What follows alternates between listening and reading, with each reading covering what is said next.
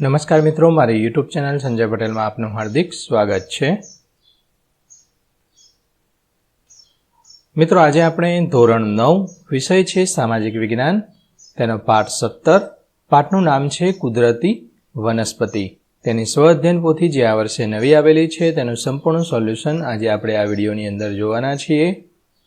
પરંતુ તે પહેલાં જે મિત્રો અમારી ચેનલમાં નવા છે, જેમણે હજુ સુધી અમારી ચેનલને સબસ્ક્રાઇબ નથી કરી, તે અમારી ચેનલને જરૂર સબસ્ક્રાઇબ કરે, વિડીયો લાઇક કરે, શેર કરે અને બેલ નોટિફિકેશન આઇકોન ઓન કરે, જેથી અમારા દરેક નવા વિડીયોની નોટિફિકેશન તમારા મોબાઈલની સ્ક્રીન પર મળી શકે। મિત્રો, આ દરેક વિડીયોનું PDF સ્વરૂપે સોલ્યુશન મેળવવા માટે તમારા મોબાઈલના પ્લે સ્ટોરમાં વિશ્વગુરુ સર્ચ કરી એપ્લિકેશન ઇન્સ્ટોલ કરી શકશો। તદ્દન ફ્રી એપ્લિકેશન છે, કોઈ પણ પ્રકારનો ચાર્જ તમારી પાસેથી લેવામાં આવતો નથી। શરૂઆતની સ્ક્રીન આવી જોવા મળશે, તેમાં સ્વ અધ્યયન પોથી પર ક્લિક કરી ધોરણ પસંદ કરતા વિષય પર ક્લિક કરતા વિડીયોના ઓપ્શન પરથી તમે વિડીયો જોઈ શકશો અને PDFના ઓપ્શન પરથી તમે PDF સ્વરૂપે સોલ્યુશન મેળવી શકશો। આ ઉપરાંત MCQના બટન પરથી પરીક્ષાની તૈયારી માટે તેમજ પાઠના તમારા જે તે પાઠના જ્ઞાનની ચકાસણી તમે કરી શકશો। ખૂબ જ સારી એપ છે, એકવાર જરૂર ડાઉનલોડ કરીને જોજો। ચાલો શરૂ કરીએ। તેમાં સૌપ્રથમ વિભાગ A જોડકા જોડવાના છે। પહેલાની સામે 5000, બીજાની સામે 450, ત્રીજામાં 15000 અને ચોથામાં 6% આવશે। પાંચમાની અંદર 2000। વિધાન ખરા છે કે ખોટા તે જણાવવાનું છે, જેમાં પહેલું ખરું છે, બીજું ખોટું છે અને બાકીના 3 થી 5 છે તે ખરા છે। ક યોગ્ય વિકલ્પ પસંદ કરી ખાલી જગ્યા પૂર્ણ કરવાની છે, જેમાં પહેલી ખાલી જગ્યામાં ચીડ આવશે, બીજી ખાલી જગ્યામાં સુંદરી, ત્રીજી ખાલી જગ્યામાં 1980, ચોથી ખાલી જગ્યામાં વાંસ આવશે।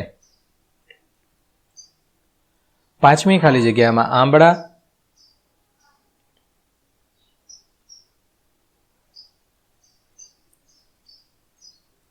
છઠ્ઠી ખાલી જગ્યામાં 1988, સાતમી ખાલી જગ્યામાં ચોથું, આઠમી ખાલી જગ્યામાં ખેર અને નવમામાં ટીમરું આવશે।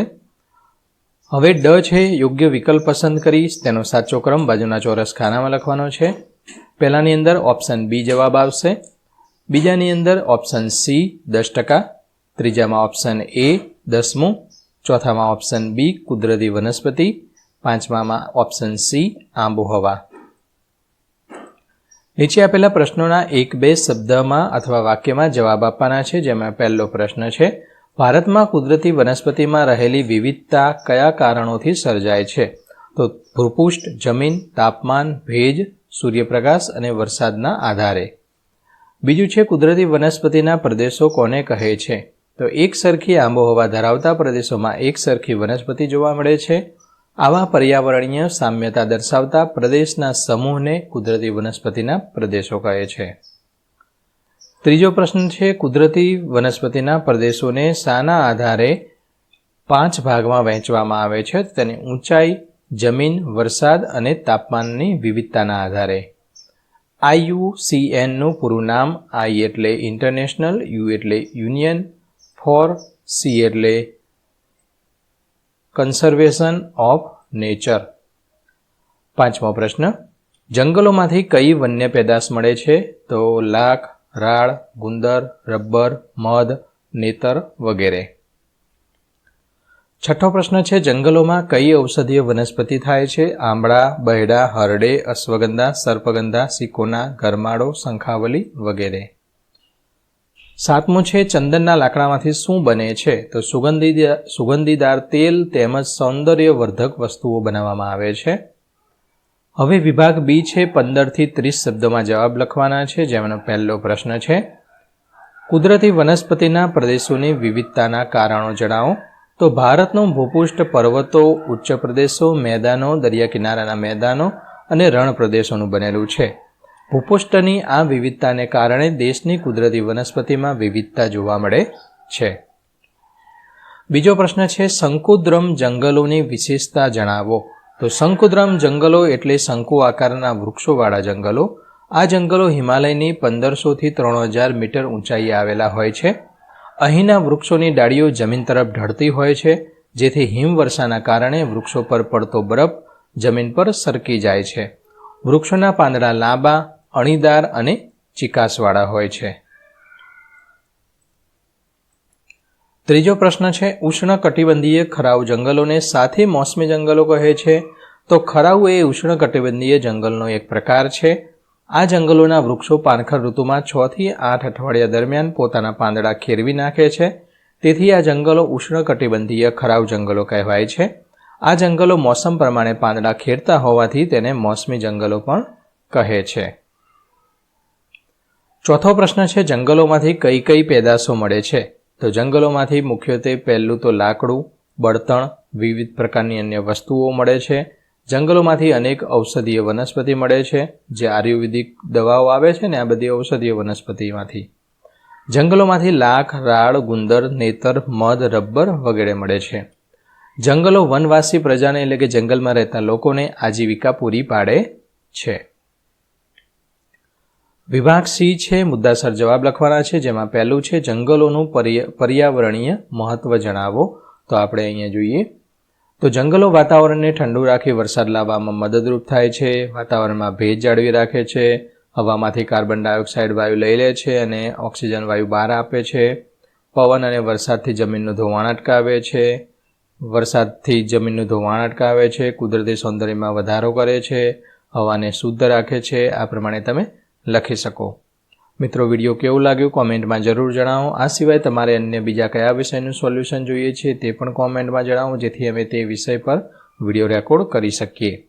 આ દરેક વિડીયોનું PDF સ્વરૂપે સોલ્યુશન મેળવવા વિશ્વગુરુ એપ ઇન્સ્ટોલ કરો. તદ્દન ફ્રી છે. કોઈપણ પ્રકારનો ચાર્જ તમારી પાસેથી લેવામાં આવતો નથી.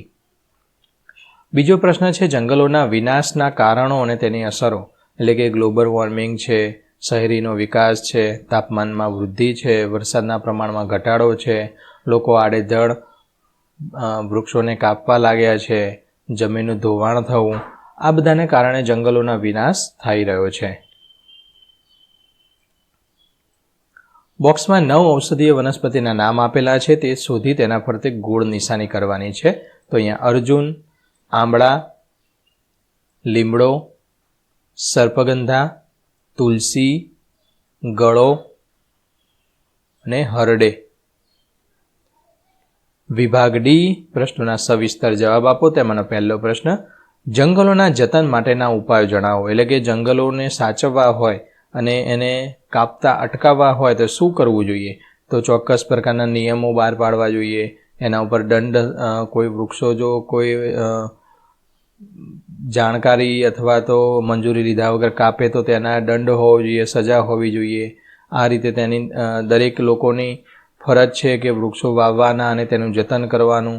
આ બધા નિયમો બનાવવા જોઈએ અને સરકારે આ ઉપર કાર્ય કરવું જોઈએ. તો આ પ્રમાણે તમે લખી શકો.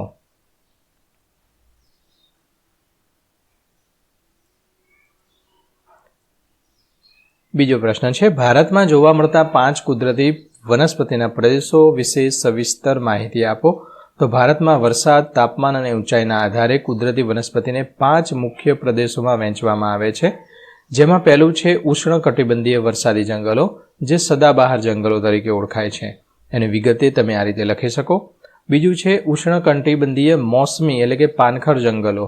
એ 2 થી 3 અઠવાડિયા સુધી એના પાંદડા છે એ ખેરવી નાખે છે અને પાંદડા નવા આવે છે, એટલે કે મોસમ પ્રમાણે બદલતું રહે છે. કાંટાળા અને ઝાડિયા જંગલો એટલે કે કાંટાવાળી વનસ્પતિ જે રણ વિસ્તારની અંદર વધારે જોવા મળે છે. પર્વતીય શંકુદ્રુમ જંગલો જે 1500 થી 3600 મીટર ઊંચાઈવાળા ઠંડા પ્રદેશોમાં આવેલા હોય છે, કે જ્યાં બરફ વર્ષા થતો હોય અને એના પાંદડા છે એ શંકુ આકારના વૃક્ષો હોય અને પાંદડા છે એ ઢળતા હોય, લાંબા અને અણીવાળા હોય, એટલે એના ઉપર બરફ જામી રહે નહીં, નીચે પડી જાય. મેંગ્રુવ એટલે કે ભરતીના જંગલો. તો આ પ્રમાણે તમે લખી શકશો. આપેલ રેખાંકિત નકશામાં નીચેની વિગતો દર્શાવો, જેમાં વરસાદી જંગલો, ખરાઉ જંગલો, હિમાલયની વનસ્પતિ, કાંટાળી વનસ્પતિના જંગલો. તો અહીંયા જોઈએ તો સૌથી ઘાટું છે હિમાલયની વનસ્પતિ, જે આ ઉપરની બાજુ આ ઘાટો લીલો રંગ છે તે. પછી છે આ વરસાદી જંગલો. તો આ વરસાદી જંગલો છે આ બાજુ આવેલા છે, આટલા છે એ વરસાદી જંગલો છે, એ અને આ ઘાટો લીલો આ બાજુનો. પછી છે આ ખરાઉ જંગલો, જે આ વચ્ચેનો કલર જે દેખાય છે એ ખરાઉ જંગલો છે. અને આ કાંટાળી વનસ્પતિ એટલે જે રણ પ્રદેશમાં એમાં વધારે થાય એ આ બધી કાંટાળી વનસ્પતિ આટલા ભાગમાં. ઓકે, તો આ પ્રમાણે તમે કરી શકશો. સ્ક્રીન થોડી નાની કરું એટલે તમને આખું દેખાઈ જાય.